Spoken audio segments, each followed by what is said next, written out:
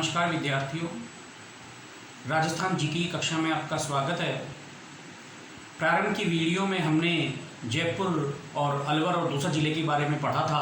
आज हम पढ़ेंगे धौलपुर जिले के बारे में। देखिए धौलपुर,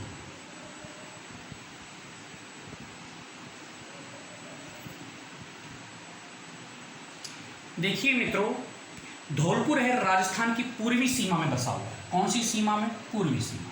ये भी हमको ध्यान होना चाहिए मित्रों। कौन सी सीमा? पूर्वी सीमा। पूर्वी सीमा में बसा हुआ है और पूर्वी सीमा में बसे होने के कारण इसे पूर्वी राजस्थान का प्रवेश द्वार भी कहा जाता है। पूर्वी राजस्थान का प्रवेश द्वार। पूर्वी राजस्थान का प्रवेश द्वार किसे कहा जाता है? धौलपुर जिले को कहा जाता है। और यहाँ पर लाल पत्थर बहुत ज़्यादा फेमस है, अधिक पाए जाते हैं लाल पत्थर। इसके कारण इसे रेड डायमंड भी कहा जाता है। रेड डायमंड, रेड डायमंड भी कहा जाता है। क्या कहा जाता है मित्रों? रेड डायमंड भी कहा जाता है। क्यों कहा जाता है? यहाँ पर लाल पत्थर पाए जाते हैं। अब देखिए, धौलपुर की जो स्थापना है तोमर वंश के जो राजपूत थे, तोमर वंश के राजपूत धवल के द्वारा की गई थी। राजा धवल थे, उनके द्वारा इसकी स्थापना की गई थी। धवल देव जी के द्वारा इसकी स्थापना की गई थी। किसकी? धौलपुर जिले की स्थापना की गई थी। ये भी हमको ध्यान होना चाहिए। ठीक है मित्रों। और देखिए 1982 यानी 1982 में ये 27वां जिला बना। कौन सा? 27वां जिला। ये भी हमको ध्यान होना चाहिए कि 1982 में धौलपुर 27वां जिला बना। ये भी हमको ध्यान होना चाहिए। देखिए, और धौलपुर क्यों फेमस है? यहाँ पर मचकुंड भी, मचकुंड है। अब ये मचकुंड क्यों फेमस है? देखिए, यहाँ पर चर्म रोग दूर होते हैं इसके जल से, इस कुंड के जल से, इसलिए फेमस है। और इसे तीर्थों का भांजा कहा जाता है।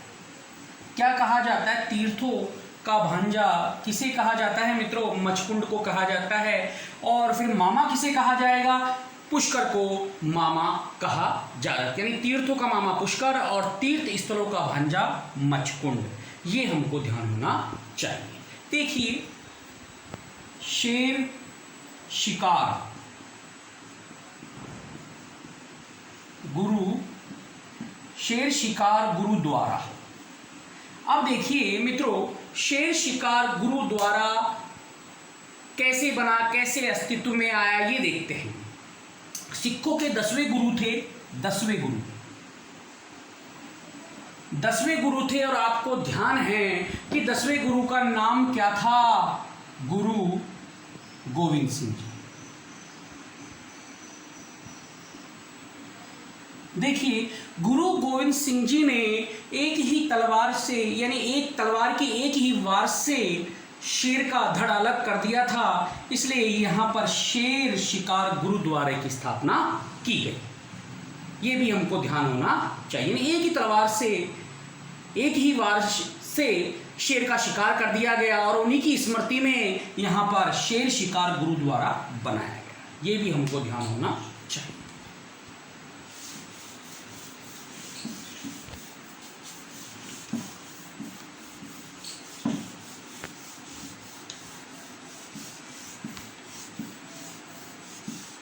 देखिए मित्रों,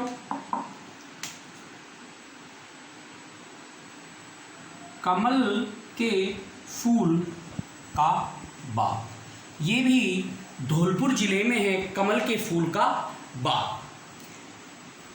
अब देखिए, शेरगढ़ किला। देखिए, शेरगढ़ किला ये धौलपुर जिले में, इसका निर्माण मालवा के जो राजा थे, मालवा के राजा मालदेव के द्वारा शेरगढ़ किले का निर्माण करवाया गया। निर्माणकर्ता कौन थे? मालवा के राजा मालदेव। ये भी हमको ध्यान होना चाहिए। निर्माण किसने करवाया? मालवा के राजा मालदेव। और ये जलदुर्ग है, ये भी ध्यान होना चाहिए। कौन सा दुर्ग है? जलदुर्ग। चंबल नदी किनारे पर बना हुआ है, चंबल नदी किनारे पर स्थित है, इसलिए इसको जलदुर्ग की श्रेणी में रखा गया है। और इसका जो पुनर्निर्माण है, पुनः निर्माण किसने करवाया? शेर शाह सूरी। ये भी हमको ध्यान होना। शेर शाह सूरी के द्वारा इसका पुनर्निर्माण करवाया गया और ये शेरगढ़ किला मालवा के राजा मालदेव ने इसका निर्माण करवाया था। ये जलदुर्ग है और पुनर्निर्माण शेर शाह सूरी के द्वारा कराया। ये भी हमको ध्यान होना चाहिए।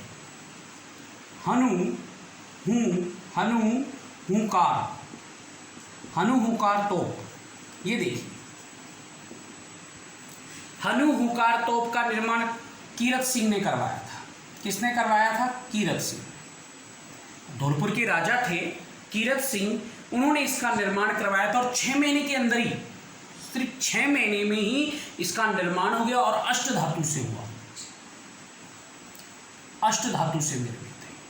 और जो इसके निर्माण करता थे, जिसने बनाया, उनका नाम था सीताराम जी। यानी कारीगर जिसे अपन कहें वो कौन थे? सीताराम जी। कारीगर कौन? सीताराम जी। ये भी हमको ध्यान होना चाहिए।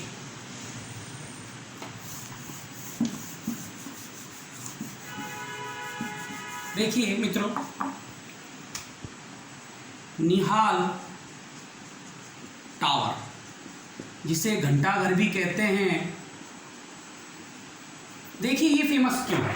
इसके निर्माणकर्ता कौन थे? निहाल सिंह जी। राजा निहाल सिंह जी ने इसकी शुरुआत करवाई। किसने करवाई? 1880 में करवाया था राजा निहाल सिंह ने। और ये 1910 में राजा राम सिंह जी थे, उनके समय में ये पूरा हुआ। और ये लाल पत्थरों से निर्मित है, ये भी ध्यान होना चाहिए। कौन से पत्थरों से निर्माण किया गया इसका? लाल पत्थरों से। अब देखिए, निहाल जो टावर है उसकी प्रमुख वस्तु क्या है, यानी विशेषता। देखिए, घंटा और घड़ी, ये फेमस है। देखिए, भारत का जो सबसे बड़ा घंटा जिसे अपन कहें, वो कहाँ पर है? निहाल टावर में स्थित है। कहाँ पर स्थित है मित्रों? निहाल टावर में। यानी भारत का सबसे बड़ा घंटा कौन सा है? निहाल टावर में। अब जो घड़ी थी उसका निर्माण कहाँ से करवाया गया था? इंग्लैंड से।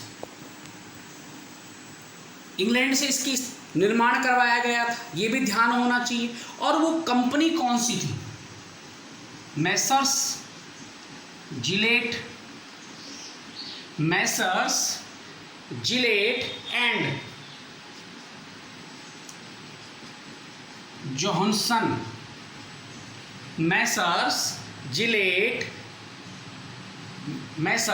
Gillette and Johnson. क्रोयोड्रॉन,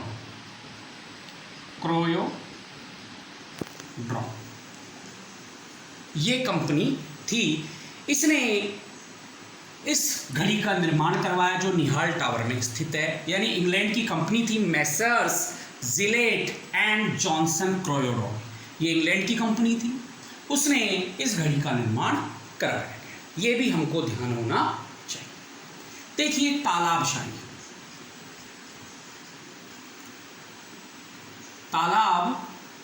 शाही एक झील है।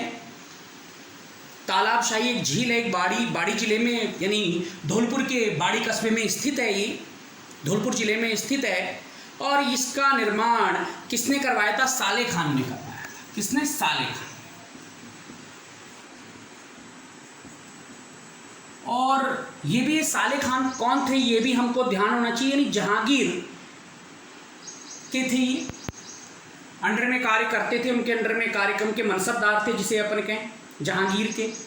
और जहांगीर ने अपने पुत्र शाहजहां के लिए साले खान ने उसका निर्माण करवाया था। यानी जहांगीर ने, जहांगीर के जो मनसबदार थे,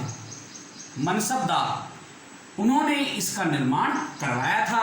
और किसके लिए करवाया था? जो इनके पुत्र थे, इनके पुत्र का नाम आप सब इतिहास में पढ़ते हैं, शाहजहां, उनके लिए इस तालाब शाही का निर्माण करवाया था। ये भी हमको ध्यान होना चाहिए। यानी साले खां किसके मनसबदार थे? जहांगीर के। और इस साले खां ने इस तालाब शाही का निर्माण क्यों करवाया था? यानी जहांगीर के पुत्र शाहजहां के लिए इसका निर्माण करवाया। ये भी हमको ध्यान होना चाहिए मित्रों। देखिए, महाराजा बाग। देखिए मित्रों, महाराजा बाग, इस बाग में 3 मंजिला बारादरी है। कितनी मंजिला है? 3 मंजिला बारादरी बनी है। इसका निर्माण भगवत सिंह ने करवाया था। किसने निर्माणकर्ता कौन थे? भगवत सिंह जी। इसके निर्माणकर्ता कौन थे? बारादरी के भगवत सिंह जी थे। देखिए, दमोह का झरना, ये एक प्राकृतिक झरना है। कौन सा झरना है? प्राकृतिक। ये भी ध्यान रखना चाहिए, ये एक प्राकृतिक झरना है। दमोह का झरना अर्थात यह है प्राकृतिक जलप्रपात है, जिसे अपन कहें। ये बहुत सुंदर है, बहुत सुंदर दृश्य दिखाई देते हैं यहाँ पर। जब 250 फीट की ऊंचाई से जब पानी गिरता है तो वह दृश्य देखने लायक होता है। देखिए, यहाँ पर अभ्यारण्य भी है। अब अभ्यारण्य कौन कौन से? एक तो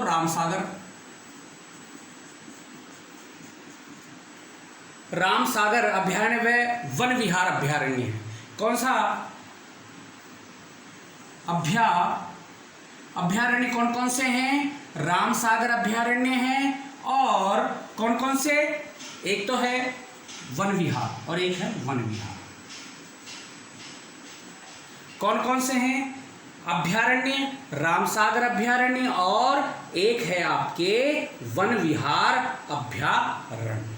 ये भी हमको ध्यान होना चाहिए। और राजस्थान की एकमात्र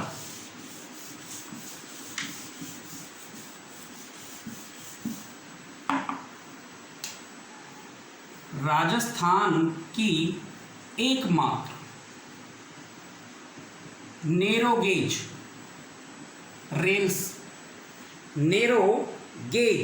लाइन, जिसे अपन कहें नैरो गेज लाइन, ये धौलपुर में स्थित है। यानी छोटी लाइन जिसे अपन के राजस्थान की एकमात्र नैरो गेज लाइन कहाँ पर स्थित है? धौलपुर जिले में स्थित है। और देखिए, सेपऊ महादेव, ये भी सेपऊ महादेव जी का जो मंदिर है ये भी धौलपुर जिले में स्थित है। और देखिए, बीबी जरीना का मकबरा, बीबी जरीना का जो मकबरा है ये भी धौलपुर जिले में। इस प्रकार आज हमने धौलपुर जिले के बारे में पढ़ा। यदि आपने अभी तक मेरे चैनल को सब्सक्राइब नहीं किया है तो जल्दी से जल्दी सब्सक्राइब करें।